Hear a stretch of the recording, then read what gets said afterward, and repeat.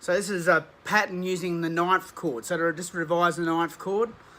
Okay, so our root note comes on the A string with our second finger. So for example, G9, I'm starting on the 10th fret.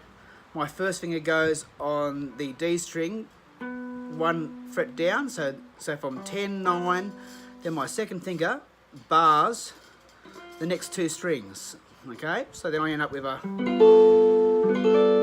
and I can actually have it bar the little string as well, doesn't matter.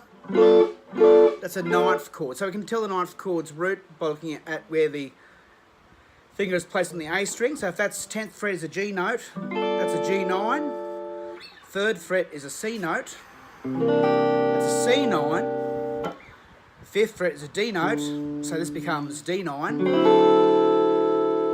Okay, and it works for any key. So if that's an E note on the 7th fret, then that becomes an E9. Okay, but I'm just going to take you through a basic sort of 12-bar slower blues pattern using the ninth chords. So I'm going to use that shape, and then I'm going to do something special with each chord. I'm going to actually play a riff like this. So it's going to go.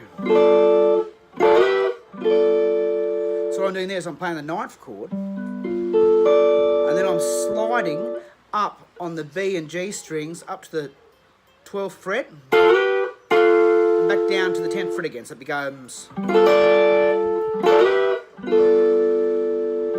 which is a common sort of rhythm figure in these sort of slower blues. And also using a bit of chromatics. So in between my changes, so when I change from G to C, I can, if I time it well, and for like a 1 beat just before the bar starts, I can do a slide up from the B.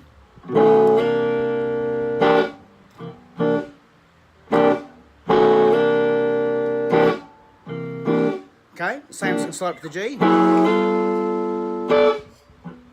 Or the other slide. So that slide also works on the C. So for then that sort of rhythm figure with the slide note on the C chord, we've got our C ninth there, which we said, right, 1, 2, and then we're barring those. Then we slide up to the 5th fret and back down to that chord. So it becomes. To play it in the D ninth position, we start in the 5th fret. Slide up to 7. Back down to 5. Right, so I'm going to mix up between that sort of riff and the chromatic riff and play a 12-bar blues sort of in a slower sort of tempo.